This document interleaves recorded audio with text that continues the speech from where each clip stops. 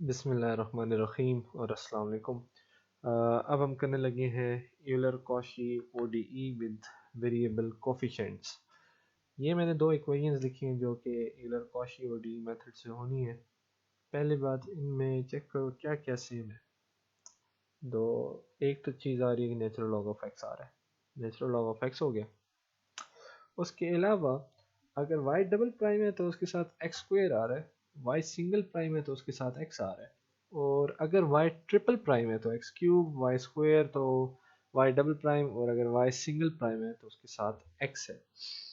अच्छा, अब ये मेथड क्यों इस्तेमाल होता है? क्योंकि जो हमारे पास 5 केसेस थे नॉर्मल तरीके से, उसमें हमें पता नहीं था कि नेचुरल लॉग ऑफ एक्स आ जाए तो उसको सॉल्व कैसे किया जाता है।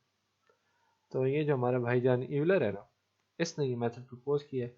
अब होता क्या है, इसमें आपके पास अव्वल नेचुरल लॉग होना चाहिए, ठीक है। ये आप अगर ये होमोजीनियस हो, मतलब इक्वल्स टू जीरो हो, तो भी ये आप मेथड अप्लाई कर सकते हो। उसकी शर्त ये है कि आपके पास वाई डबल प्राइम के साथ फिर एक्स स्क्वायर होना चाहिए और वाई सिंगल प्राइम के साथ एक्स होना चाहिए और सो ऑन, ठीक है। ये मेन शर्त है, ये होना चाहिए। तो सबसे पहले जो भी आपके पास नॉन होमोजीनियस के केस में जो भी आपके पास इक्वल्स के बाद आ रहा है, यहाँ पे नेचुरल लॉग ऑफ एक्स आ रहा है, मोस्टली आप सिर्फ नेचुरल लॉग ऑफ एक्स को ही लेते हो। मोस्टली सिर्फ नेचुरल लॉग ऑफ एक्स को आप क्या सपोज कर लोगे? टी टी सपोज कर लोगे, और यहाँ से फिर आप दोनों साइड्स पे ई की पावर, मतलब इसको दोनों साइड्स को ई की पावर में रख दोगे। क्यों? क्योंकि हम एक्स को अलहदा करना चाह रहे हैं, और नेचुरल लॉग को कोई चीज़ कैंसिल करती है तो वो ई कैंसिल करता है, और हमारे पास ultimately x is equals to E to the power T आ जाएगा। ये हो गया। दूसरा, अब यूलर कॉशी के केस में आप D x x Y prime को आप क्या लिखते हो? D1. X square Y prime को क्या लिखोगे? D1 into डी-1। X cube Y prime को क्या लिखोगे? D1 डी-1 डी-1 डी1-2 and so on. अगर एक्स4 और वाई4 प्राइम आया हुआ है तो आप फिर लिखोगे डी1 डी1-1 डी1-2 डी1-3। ठीक हो गया।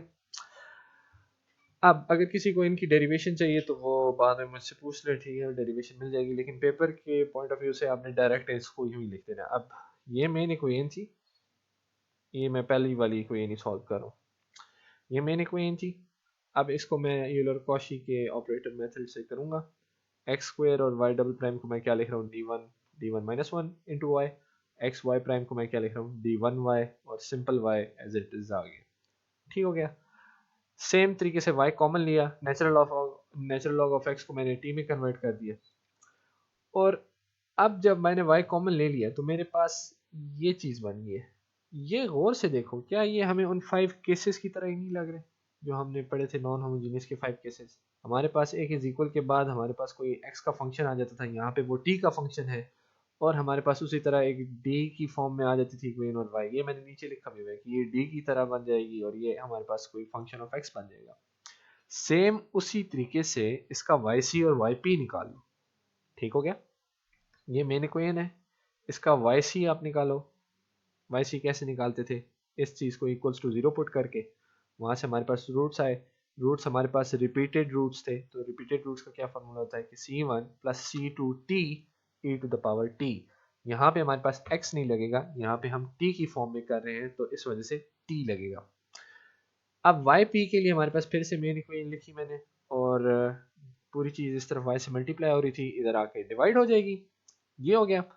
और अब ये देखो, अगर आपके पास यहाँ पे x होता तो आप उसे क्या लिखते? x की पावर 1, जो कि बाइनोमियल केस बनता है। तो यहाँ पे t है, ये वही चीज़ है, बस t की पावर 1 है, तो इसका मतलब यहाँ पे t के लिए हम बाइनोमियल केस लगाएंगे। बाइनोमियल केस के लिए हमें किसकी फॉर्म में चाहिए होती है? 1 plus x to the whole power n, ऐसे ही है।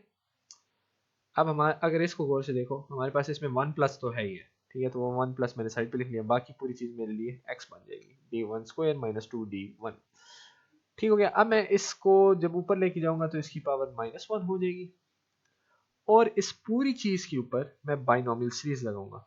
अब t की पावर 1 है, तो इस वजह से मैं इसको खोलूंगा भी वहां तक ही जहां पे मुझे d1 की पावर 1 ही मिले।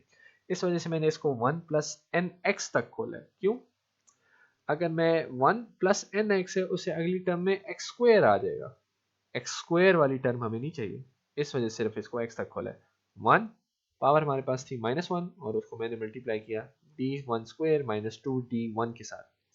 मल्टीप्लाई करने के बाद मेरे पास एक ऐसी टर्म आ रही थी जो कि थी माइनस d1 स्क्वायर, तो मैंने इसको सिंपली इग्नोर किया क्योंकि इसकी पावर स्क्वायर में है, मुझे स्क्वायर में नहीं चाहिए, मुझे सिर्फ 1 में चाहिए, तो ये 1 प्लस 2d1 हो गया।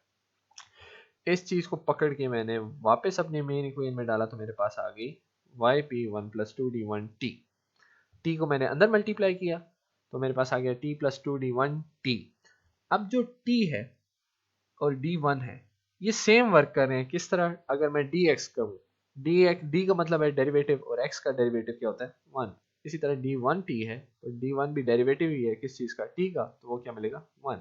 इस वजह से ये t प्लस 2 हो गया। अब मेरे पास yp आ गई है, मैंने जनरल सोल्यूशन में yc प्लस yp लिख दिया। अब जहां जहां मेरे पास e की पावर t में आ रहा हो, जहां पे t आ रहा हो, मैं वहां पे नेचुरल लॉग ऑफ x और x लिख दूंगा। मतलब जो मैंने यहाँ ऊपर सपोज किए थे उसको मैं एंड पे वापस कन्वर्ट भी करूंगा, तो मेरे पास फाइनल जनरल सोल्यूशन ये आ गया। ये बिल्कुल उन 5 केसेस की तरह ही कन्वर्ट हो जाता है। अगर इस दूसरे क्वेश्चन को गौर से देखो, एक मिनट मैं इसको रब कर लूँ थोड़ा ताकि क्लियरिफाई हो जाए। हाँ ठीक हो गया।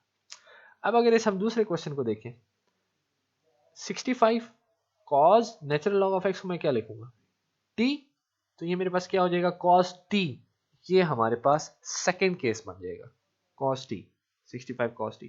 इसी तरह अगर आपके पास कोई नेचुरल लॉग की होल पावर हो, नेचुरल लॉग ऑफ एक्स की होल पावर 2, ये आपके पास बाइनोमियल केस बन जाएगा।